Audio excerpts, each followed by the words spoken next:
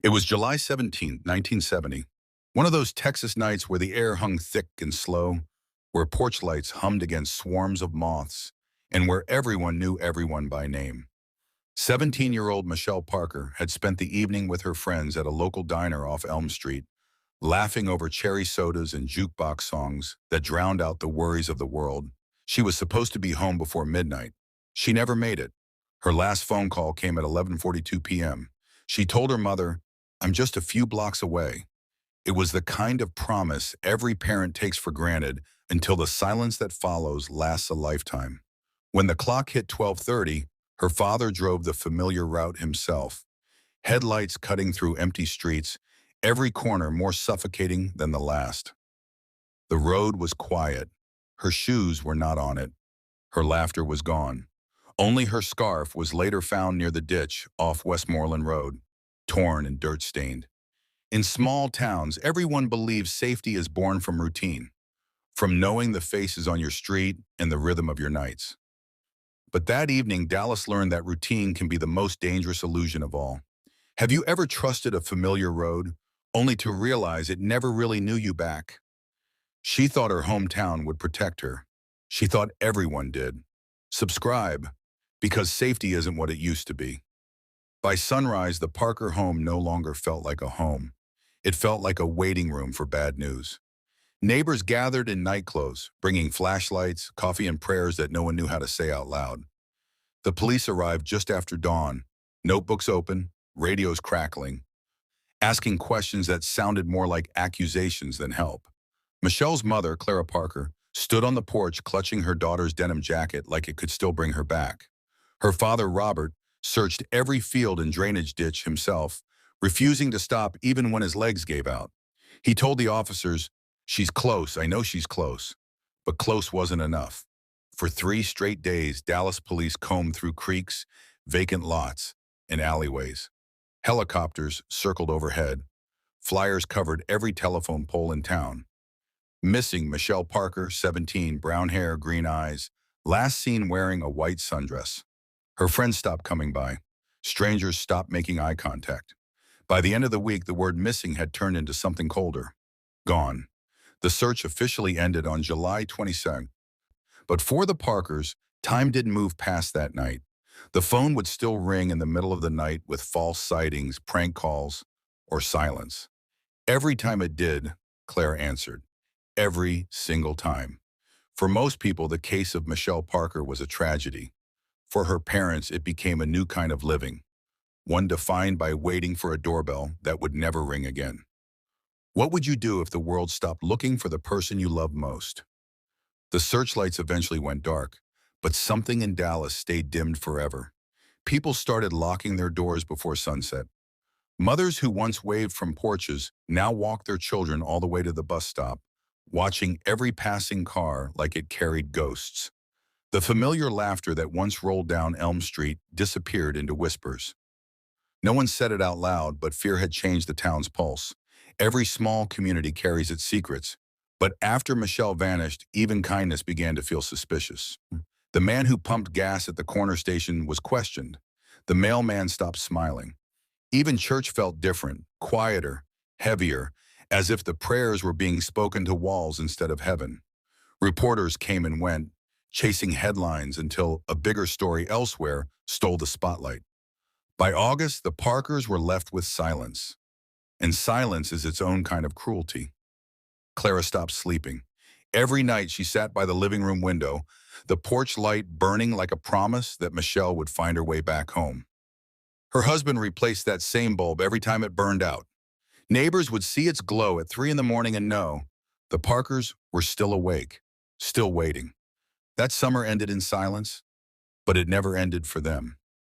Have you ever kept a light on for someone who never came home? Detectives Carlos Vega and Marianne Monroe were assigned the case just 2 days after Michelle's disappearance. They were good Kate, seasoned, patient, and used to long nights. But this case would break something in both of them. From the start, nothing lined up. The last known sighting placed Michelle near a convenience store at 11:50 p.m., but the cashier swore she left alone. Another witness, a cab driver passing through the intersection, claimed he saw her get into a blue pickup truck.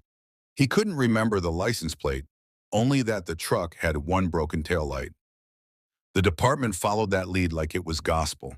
They canvassed every auto shop, every junkyard, every registered owner of a blue pickup within 50 miles of Dallas. By week 3, the tip line had gone silent. Detective Vega sat in his office late one night, staring at a wall of photos. Michelle's smile in her school portrait, the scarf found by the ditch, tire tracks that led nowhere. He told Monroe, "We're chasing ghosts now." She didn't disagree, but there was something about this case that neither of them could let go of. Maybe it was the father's face, hollow but still pleading. Maybe it was the mother's trembling hands, holding her daughter's jacket like it was evidence of a crime no one could yet name. Even as the leads went cold, Vega kept coming back to one phrase in his notes. Local vehicle, familiar driver. It wasn't proof, it was instinct. But instinct wasn't enough to fill out a warrant. Would you still trust your instincts if everyone around you said the trail was dead? His name first came up on a Wednesday morning. Ray Salazar, a mechanic who worked less than 3 blocks from where Michelle was last seen. On paper, he was ordinary. Clean record, steady job, polite reputation. He had even volunteered during the first week of searches, fixing patrol cars for free and handing out bottled water to volunteers. But ordinary can be dangerous when no one looks too closely. One of Michelle's friends, Dana Clark, mentioned that Ray had once offered her a ride home from the same store Michelle disappeared near. He said he was just being nice, she told police.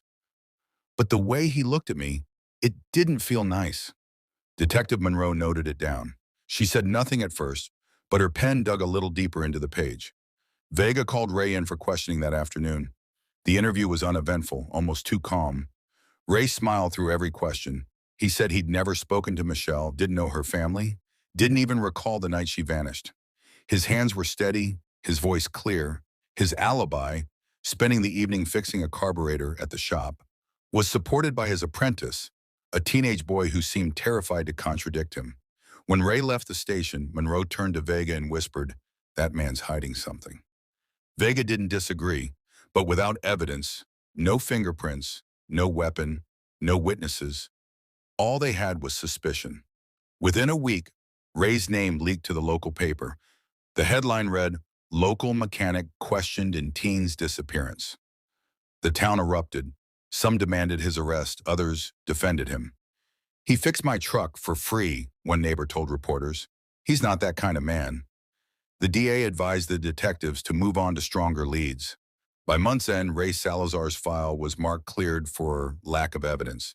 He returned to his shop. The town exhaled. But for Vega and Monroe, the air still felt wrong. Heavy, unfinished, uneasy.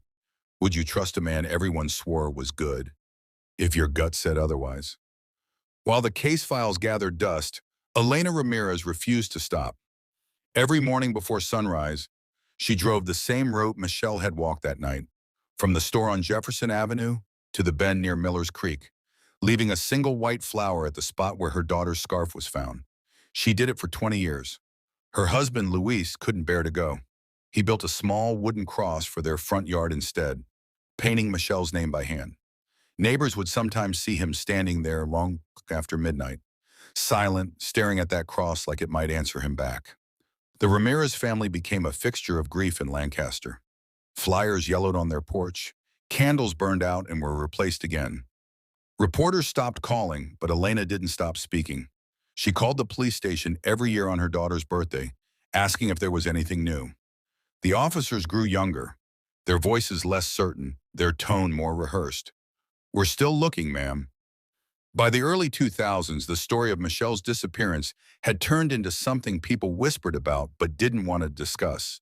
The next generation barely remembered her name. Yet for those who had been there that summer, her face lingered like an unfinished sentence. Detective Vega retired in 2007, the case still open but long considered cold. Before leaving, he placed one note in the back of Michelle's file. Possible repeat offender. Ray Salazar moved to Arizona, same pattern suspected. It was never followed up. When Vega passed away a few years later, his daughter found that note tucked into his wallet. She mailed it anonymously to the Lancaster Police Department. The envelope was never logged. For the Ramirez family, closure had turned into a myth, something they prayed for but didn't dare believe in anymore. Still, Elena kept that porch light burning, the same one she turned on the night Michelle disappeared. It never went out. Would you keep hope alive if everyone around you buried it? The 1980s came and went. New families moved into Lancaster, new schools opened, and new stories filled the air. But for the Ramirez family, every calendar page felt like the same year repeating itself. Elena's hair turned gray before her 40th birthday. Luis stopped speaking to reporters, stopped smiling in public, and stopped attending church because he couldn't stand the preacher's words about peace. He didn't want peace. He wanted truth. Their son, Mateo, grew up in the shadow of his sister's absence. Every milestone, graduation, marriage, the birth of his first child, carried an ache that never left the room. She should have been here, he told his wife one night. She should have met my daughter. But by then, even the family photo on the wall had started to fade, the edges curling inward as if time itself wanted to erase her. Detective Monroe retired early, her health failing. She'd kept Michelle's missing poster folded in her wallet for years. When she died, her daughter found it, worn, creased, but still legible, and placed it in the mail for the Lancaster Police Department. It was received but never filed. For decades, Michelle's name lived in the spaces between conversations, mentioned briefly, then quickly avoided. People didn't want to remember because remembering made them feel helpless. By 1999, the town had stopped talking about her entirely. The empty road where she vanished was repaved. The ditch was filled. The store she last visited had been torn down to make room for a gas station. Progress had paved over memory. But not for Elena. Every Sunday, she placed a single flower near that gas station, a ritual she never missed. The attendant stopped asking why. In her journal, she wrote only one sentence every year on June 8th, still waiting. Do you think time heals? Or does it just teach us to forget better? By the early 2000s, grief had become part of daily life for the Ramirez family. Not a wound anymore, but a rhythm. Elena no longer expected news. She simply made the calls out of routine. Every January, she'd phone the Lancaster Police Department to check in, speaking to whoever answered that year. Some officers treated her kindly, others rushed her off the line, but all gave her the same answer. Nothing new, ma'am. She began to memorize their voice, not their names. Each time the anniversary came, she would host a vigil outside her home. At first, dozens came, neighbors, church friends, reporters, then a few, then one, then none. Yet she kept lighting the candles year after year, even when no one stood beside her. The flame became her prayer, her protest against silence. Her husband, Luis, couldn't bear it.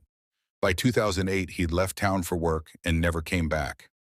It hurts to breathe here, he told a friend. Elena didn't argue. She understood. In 2010, true crime shows began to dominate television, bringing hope to families of the missing. Elena wrote to every producer she could find, shows from Los Angeles, Chicago, New York. No one replied. One letter was returned unopened, stamped case too old. Still, she kept the porch light burning. Still, she checked the mailbox every morning. Still, she walked to the edge of town every Sunday and whispered her daughter's name into the wind. By 2017, Lancaster had changed beyond recognition. New stores, new families, new headlines. People barely remembered the summer of 1970. Some didn't even know the name Michelle Ramirez. But someone did. Deep in the archives of the police department basement sat a box marked Case 7200613, Ramirez M. Dust covered its edges, but the tape across the top had never been broken. Inside were two items that time hadn't destroyed, a small glass fragment and a blood-stained fabric fiber. Both still waited, like Elena did. How long would you keep the light on for someone who never came home? 2019 arrived like any other year in Lancaster. Quiet streets, new developments, a town too busy remembering itself as peaceful to recall what it once buried. But in the basement of the county courthouse, a new team began cataloging old evidence for digitization. Among hundreds of unsolved cases, one small, water-damaged box stood out. The label was smudged, but a few letters remained clear. Ramirez M. Detective Anya Sharma, recently transferred to the cold case division from Chicago, had been assigned the task of reorganizing files that didn't matter anymore. When she opened the Ramirez box, a faint scent of paper decay and time escaped. Inside were yellowed photos, faded interviews, a brittle cassette tape from 1970, and a single carefully wrapped evidence bag containing a glass fragment and fiber sample. Unlike her predecessors, Sharma didn't see an archive. She saw a question, one no one had ever bothered to finish asking. That night, she stayed late, cross-referencing the case with the department's new forensic genome mapping initiative, a program designed to retest old DNA samples. The fiber contained trace biological material too small to test in the 70s, but in 2019, science could speak in whispers the past had missed. As the machines ran, she read through the transcripts. The desperation in Elena's voice from the early interviews was still raw, even through the hiss of the tape recorder. She was walking home. That's it. She didn't go anywhere else. The officer's response, "We think she ran off, ma'am," cut through Sharma like static. By dawn, the DNA extraction had succeeded. The results weren't complete, but something was there. A partial male profile strong enough to enter the national database. When the first comparison came back negative, she tried another method, genetic genealogy, the kind that had cracked other cold cases in recent years. The process was grueling, uploading, matching, waiting. But then something unexpected appeared. A single match, a living relative. The name was faint, ordinary, but it hit her like a gunshot through history. Victor Salazar, the same last name that appeared decades earlier under the suspect list. The file hadn't refused to die, it had simply waited for someone willing to listen. Would you want science to remember the name everyone else forgot? Detective Anya Sharma stood alone in the evidence lab, her reflections split across the glass of the forensic chamber. The hum of machinery filled the air, a new kind of heartbeat for an old story. Every movement she made felt sacred, as though she were disturbing a ghost that had been patient far too long. When she logged the Ramirez case into the Cold Case Initiative database, the system flagged it as inactive since 1974. The word stung. How could something so brutal ever be considered inactive? Sharma re-examined everything. The original reports, the grainy photographs, the partial autopsy, the witness statements that went nowhere. She saw the cracks, where assumptions had replaced investigation, where compassion had been replaced by convenience. But the one thing that mattered most was the fiber and glass fragment, that tiny overlooked clue that had outlived every detective who had once touched it. She submitted it for a second test using forensic genome sequencing, a method powerful enough to pull profiles from material smaller than a pinhead. As she sealed the evidence bag, her hands shook slightly. This wasn't routine. This was resurrection. Weeks passed. The machine worked quietly, while Sharma kept working other cases by day, missing persons, unsolved assaults, yet always circling back to the same name, Michelle Ramirez. Then one evening as she reviewed database updates, a small alert blinked at the corner of her screen. A sequence match had been found. Partial, male, but viable. It wasn't a direct hit. Not a name, but a lineage. The database had located a familial connection in Ohio, a living relative from the Salazar family tree. That one word, Salazar, froze her in place. Because decades ago, that same surname appeared scrawled in fading ink on a suspect list at the bottom of page 7 of the original police file. Would you want science to remember what your city tried to forget? Detective Anya Sharma sat in the department's records room long after the rest of the team had gone home. The only light came from a desk lamp and the pale blue glow of her laptop. On her screen, a genealogy web stretched outward, branches, names, and dates like veins on a living map. She followed the lineage one connection at a time, tracing the Ohio-based Salazar family back through marriages, births, and relocations. Then she saw it. Ray Salazar, born 1949, last known address, Peoria, Illinois. Her heart dropped.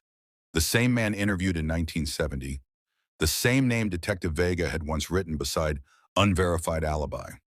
She leaned back, staring at the name as the realization washed over her.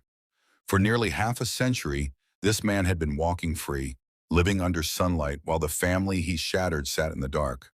By morning, she had built his timeline. Mechanic, father, church volunteer. Retired now, living quietly across state lines. No criminal record since the original interview.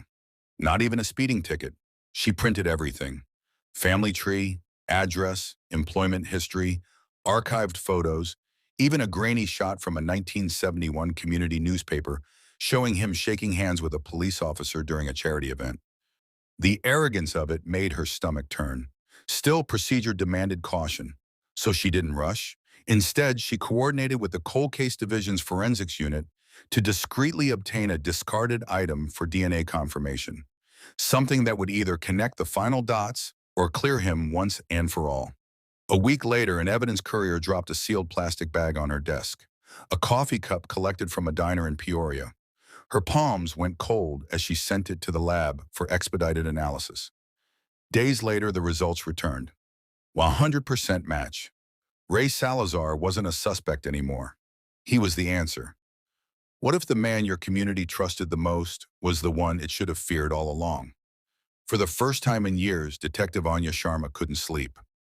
Every time she closed her eyes, she saw Angela's face staring from the old case photo. Young, hopeful, forever 17. The kind of girl who should have grown into adulthood, not into evidence files. Now that she had the truth, her next move carried the weight of decades. One wrong step, one leak, and the killer would vanish again. She went into work early that morning, long before sunrise, the streets still washed in the soft gray of dawn. Her coffee sat untouched as she stared at her cold case board, a collage of Angela's photo, the 1970 newspaper clipping, the Salazar family tree, and a single piece of red string connecting it all. Her phone buzzed. It was the forensics lab. The voice on the other end was steady but heavy. Detective Sharma, there's no doubt. The DNA's a perfect match. You got him. The words landed like thunder in her chest. Decades of silence, grief, and unanswered questions finally had a name attached. She hung up and exhaled slowly, not relief, not joy, but something deeper, heavier, the kind of justice that hurts before it heals. She called her captain. The plan was simple but sensitive. Surveillance first, arrest after confirmation of his routine. Sharma didn't want headlines. She wanted closure. For 3 days, they watched Ray Salazar's small suburban home in Peoria. He lived quietly, fed stray cats, waved to neighbors, went to the same diner each morning. A man who had built an entire life on the log of being ordinary. On the 4th morning, the team moved. The arrest would be surgical, silent, professional, without spectacle. But before stepping into her car, Sharma paused and looked down at Angela's photo clipped to her notebook. "We're going to finish what they couldn't," she whispered. It was the last quiet moment before the storm. How long do you think a secret can live before it finally demands to be heard? They sent the tiny swash of fabric back to the lab with instructions to treat it like the last piece of evidence that might still matter. The techs worked under steady fluorescent light, careful as surgeons. This was not routine. This was redemption. The sample had sat sealed for decades while lives eroded around it. Now a sequence pulsed on a screen and began to speak. Detective Anya Sharma watched the progress report like a parent waiting at a hospital window. When the lead analyst finally said, "We have a usable profile," the voice was flat only because the room had gone hollow with the weight of what that meant. The profile was run through databases, then through genealogy channels, and the web of relations began to appear. Distant cousins, shared maternal lines, county records that had never been read together. Each match tightened uncertainty into shape. The name that emerged on the screen landed with an animal sound. Sharp, raw. Ray Salazar. Once a suspect, once written off due to lack of proof, once a quiet mechanic with grease under his nails who had comforted Angela's family at candlelight vigils. Once a face in a crowd who had volunteered for search parties. The file that had been cold suddenly hummed with life. It was the kind of discovery that broke a certain brittle silence in a city, because now the work could no longer be deferred. Surveillance is a study of ordinary rituals. For 3 days, the team watched Ray move through his routine. The morning paper folded under his arm, the grocery bag he carried home, the neighbor's dog he stopped to pet. Cameras recorded the small, unremarkable choices that together built a life that everyone used to call respectable. It was those mundane motions that made the revelation feel obscene. Evil had learned manners. Detective Sharma insisted on discretion. No leaks, no drama. She remembered how headlines had once circled like vultures and then evaporated with the next public distraction. This time would be different. They needed a fresh sample, one that could be defensible in court and undeniable in its cold clarity. A discarded coffee cup, left on a curb after a quick stop at a convenience store, gave them what they needed. A young tech, hands steady but eyes bright with the caffeine of adrenaline, swabbed the lid and sealed the sample. Perfect, the lab whispered later. Clean profile, match incoming. The team exhaled as if they'd been holding their breath for 40 years. When the lab returned the confirmation, DNA on the scarf and on the coffee cup were the same. The hush in the operations room became audible. A throat clearing, a ragged swallow of grief and triumph braided tightly together. It wasn't victory. It was justice making its slow, difficult approach. News travels differently now than it did in Angela's night. A single email to the family liaison became a measured phone call, delivered with the solemnity of a priest at a wake. Elena Ramirez answered with the kind of noise that could split stone, a sound between a laugh and a sob that carried 40 years of unanswered questions. "Is it really him?" she said, voice thin as paper. After all these years, Elena had fed him soup once, had sat across from him at a community meeting while he offered condolences. She remembered his hands, his smile. The confirmation hit like a betrayal sharpened into proof. When Detective Sharma came to the house, she did not bring a parade of press or the glee of triumph she felt quietly on the inside. She brought paper, a quiet explanation, and the gravity of someone who knows the human cost of truth. Elena took the documents with fingers that trembled, but did not let go. "I thought I was crazy for remembering him," she whispered. But I knew. Neighbors gathered without bells because this was not a victory to celebrate, only a wound finally exposed to light. For Elena, it was a long-expected answer that arrived like a slammed door opening. It released something, but it didn't heal the aching inside. It returned a name to a life that had been mostly a number in a file for too long. When news moved beyond the family, the town's calm fractured into questions sharp as glass. People who had waved at Ray in grocery aisles felt the slow rot of disbelief. Those who remembered Angela as the girl who sold raffle tickets at the fair put their hands to their mouths. The comfortable narrative that evil was rare, obvious, always external, shivered. Old search volunteers who'd shared coffee and maps with Ray found themselves searching their memories for missed cues. The volunteer who had driven him to a meeting in 1999 replayed each mile with new suspicion. Loyalty became a liability. Warmth became an accusation. At the same time, the community showed the other face it could be, steady, resolute, refusing to let the story slide into forgetfulness again. Candlelight vigils were planned not as spectacle, but as discipline, an agreement to remember correctly now that truth had reemerged. People who had once turned away from the pain now stepped forward to hold it until the legal process could catch up. What would you do if the person who comforted you at a vigil turned out to be the one you were mourning? The night before the arrest, Detective Anya Sharma sat alone in her car, parked a block away from Ray Salazar's quiet suburban house. The world outside looked perfectly normal. Wind chimes moving lazily, a porch light flickering, the faint laughter of a TV audience drifting through an open window. But beneath that soft domestic noise was the sound of something else ending, the illusion that safety had ever been real here. For 40 years, Ray had polished the image of a man worth trusting, the kind of man you'd ask to fix your tire, watch your house, or help organize a fundraiser. Even now, he was inside that home doing ordinary things, washing dishes, turning off lights, saying goodnight to a life that wasn't his to keep anymore. Sharma looked down at her notes. All the names, dates, statements, and one short line written by a tired detective decades ago. Salazar's timeline uncertain. No proof, no arrest. It was a small sentence that had shaped 4 decades of silence. At 4:15 a.m., the tactical team moved in, the air filled with low radio murmurs and the crunch of boots on gravel. No shouting, no warning, just the sound of a door unlocking for the last time. When he appeared at the doorway, Ray didn't fight. He looked more confused than afraid, his voice soft when he said, "What is this about?" As though the answer might still save him. But when Sharma stepped forward and met his eyes, he understood. She didn't need to raise her voice. "Angela Ramirez," she said. "You remember her, don't you?"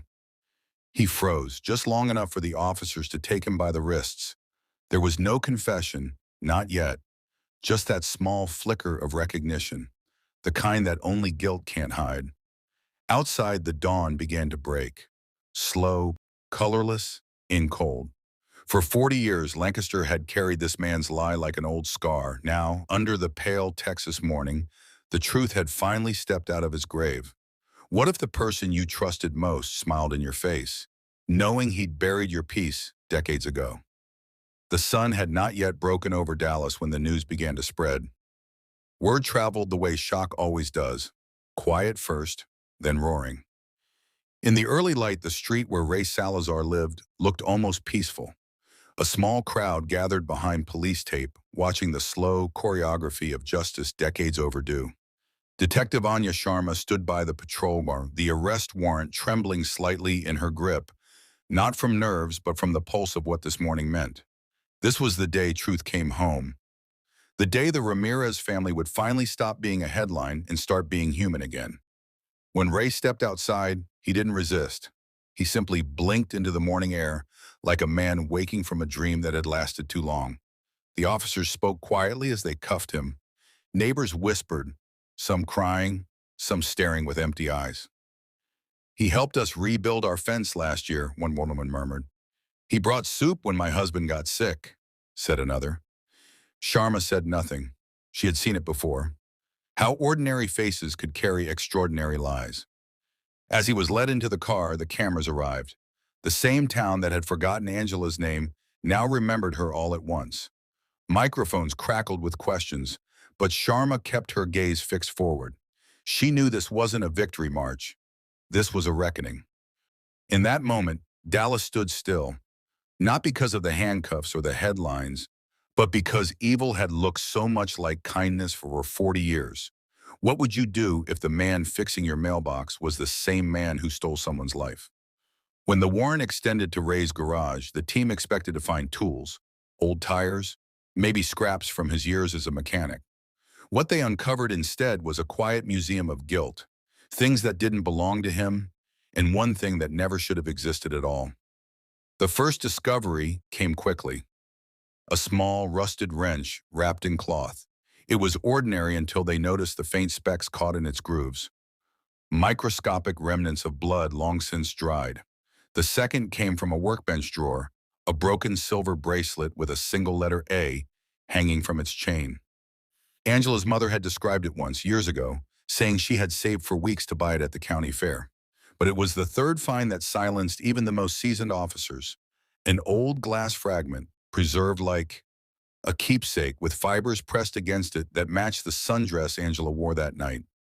Every piece told a story Ray had refused to, every object a confession he didn't have the courage to speak. Detective Sharma stood by the evidence table as the items were cataloged one by one. Her eyes never left the bracelet. It was small, delicate, still shining faintly under the sterile light. "He kept her close," she whispered, "not for comfort, but control." The garage itself felt heavier with each breath, as if the walls carried the sound of every lie told since 1970.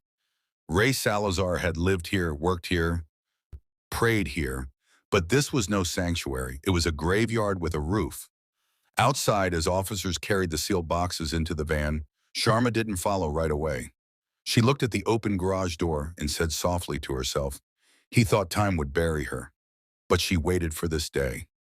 If objects could talk, what horrors would they whisper about the people who kept them? In the gray confines of the interrogation room, time slowed. The walls were bare, the air heavy, and the only sound was the rhythmic buzz of the overhead light. Ray Salazar sat in silence, his fingers twitching against the metal table. He looked like a man who had finally met the thing he'd been running from, himself. Detective Anya Sharma entered with the case file pressed to her chest. She didn't start with threats or accusations.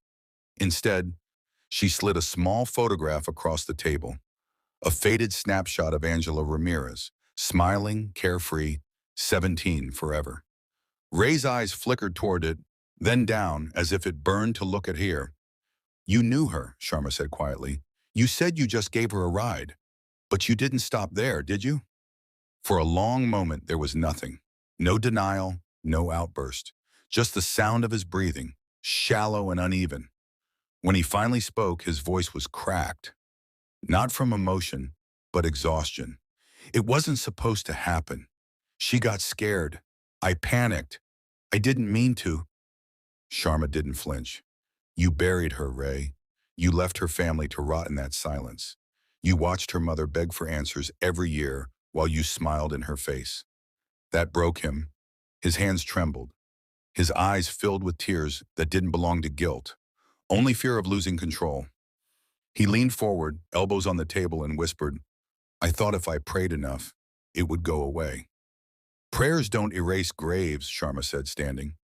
When she left the room, Ray sat perfectly still, staring at the photo in front of him. His reflection stared back from the table's steel surface. The mask of a man who'd hidden for half a century finally cracked. Outside, the rain began to fall. For the Ramirez family, it wasn't sorrow anymore. It was cleansing.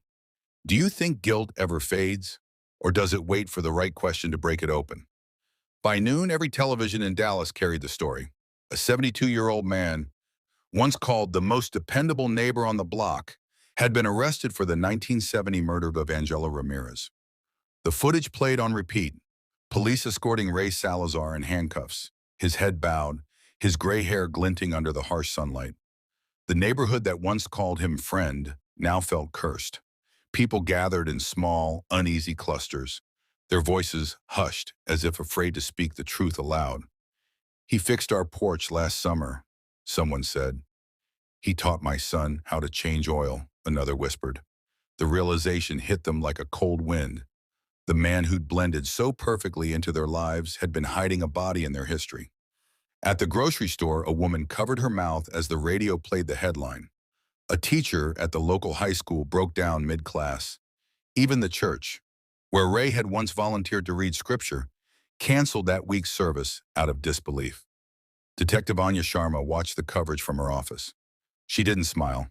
There was no satisfaction in watching a community crumble, only the reminder that justice, no matter how righteous, always came at a cost.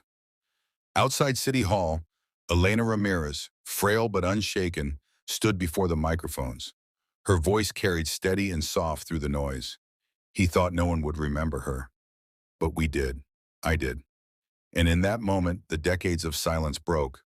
Not with anger, but with truth finally spoken aloud. If your neighbor carried a secret this dark, would you have ever known? Purpose: deliver moral resolution and emotional closure through truth, confrontation, and reflection. The courtroom was silent except for the echo of shuffling papers and the hum of the ceiling fans that struggled against the Texas heat. After 55 years, State of Texas versus Raymond Salazar was finally in session.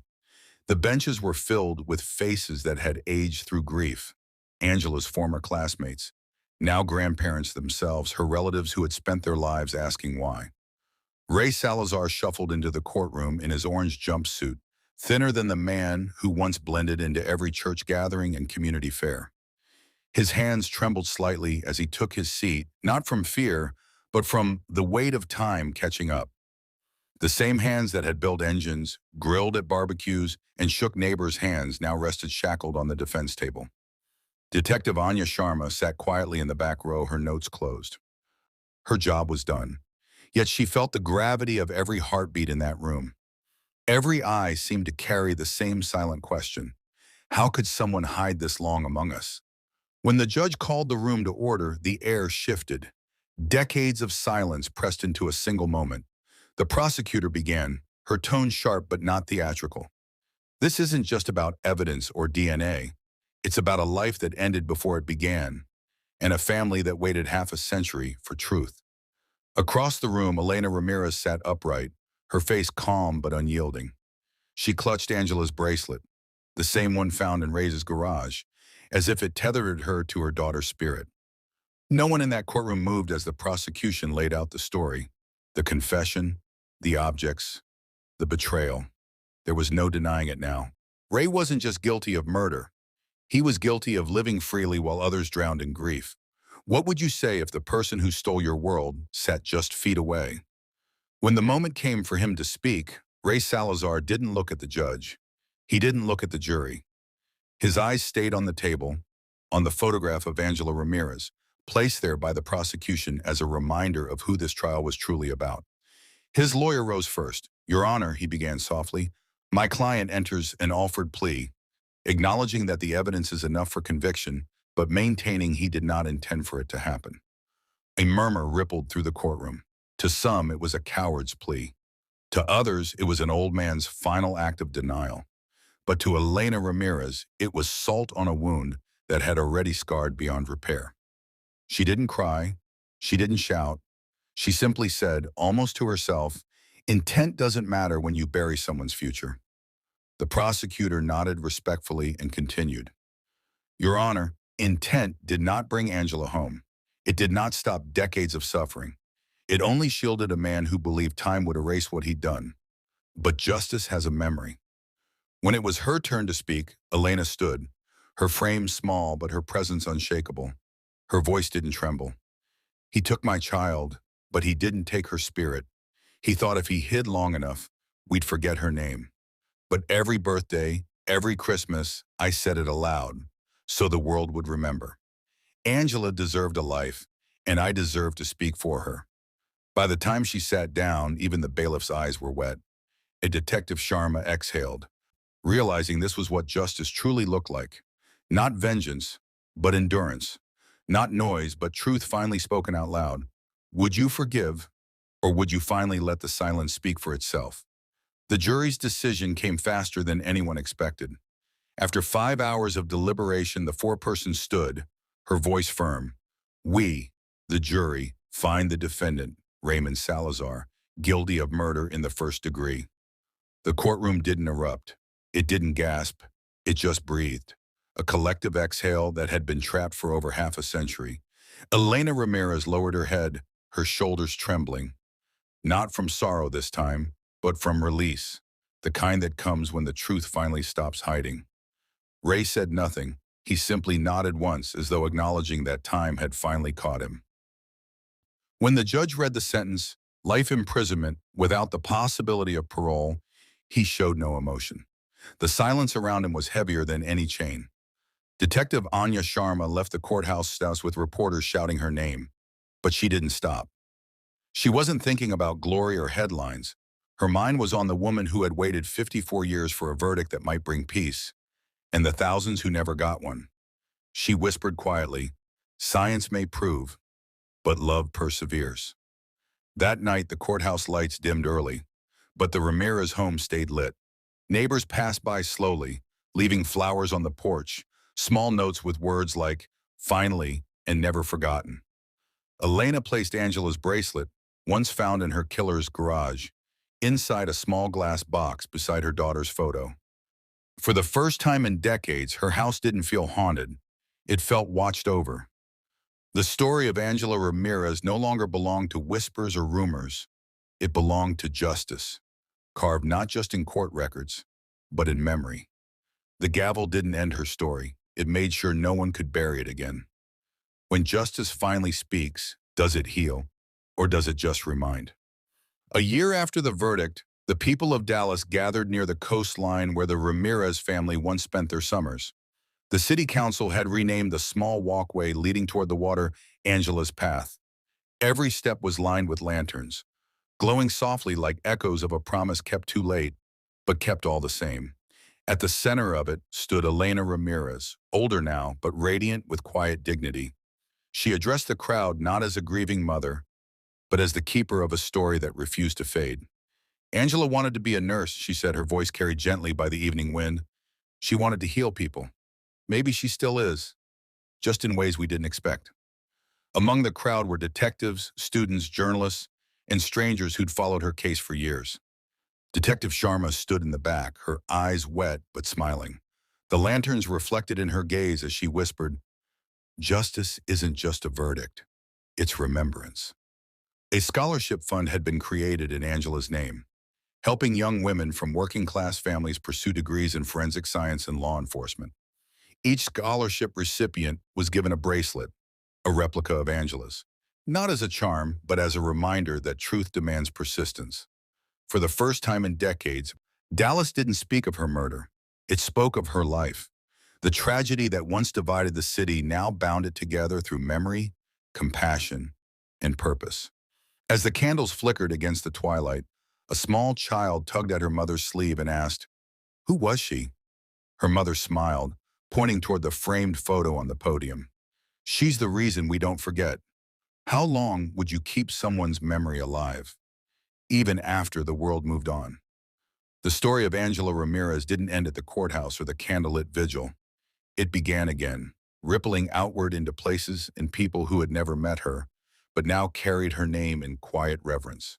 Within months of Ray Salazar's conviction, the Texas Bureau of Cold Case Analysis launched a new unit dedicated to investigating DNA evidence from crimes predating 1990. The project was inspired by Angela's case and led by none other than Detective Anya Sharma, who turned her pain into policy. "We can't bring everyone home," she told the press, "but we can make sure no one disappears twice, once in life and once in memory."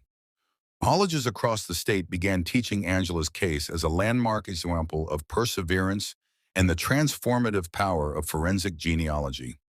Students dissected the timeline, not to relive the horror, but to understand the endurance of hope. The story reminded them that even in silence, science and love could speak the same language. Elena received hundreds of letters from families still waiting for answers. One, from a woman in New Mexico, wrote, "When I saw your story, I found the courage to ask the police about my sister's case again. Thank you for reminding me that grief doesn't have to mean surrender." For Elena, that letter was more than gratitude. It was proof that her daughter's voice had reached further than she ever imagined. Angela had become more than a case. She was a reminder that truth doesn't belong to time, and justice, no matter how late, is still justice.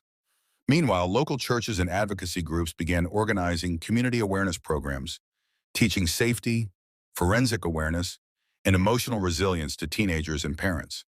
Each year, the program began with the same line spoken by Sharma. "This is not about fear. It's about faith. Faith in truth, in love, in the kind of strength that refuses to fade." Angela's story wasn't just one of loss anymore. It became a bridge between the past and the future, between broken families and unrelenting truth. If truth took 50 years to speak, would you still listen? The tide rolled in slow and steady that evening, washing over the rocks where Angela's memorial plaque had been set. The brass shimmered faintly under the last orange sweep of sunset, engraved with her mother's words, "Justice doesn't fade. It just waits to be found." Elena Ramirez stood alone on the shore, her hands wrapped around a single white lily. It wasn't grief that brought her there this time.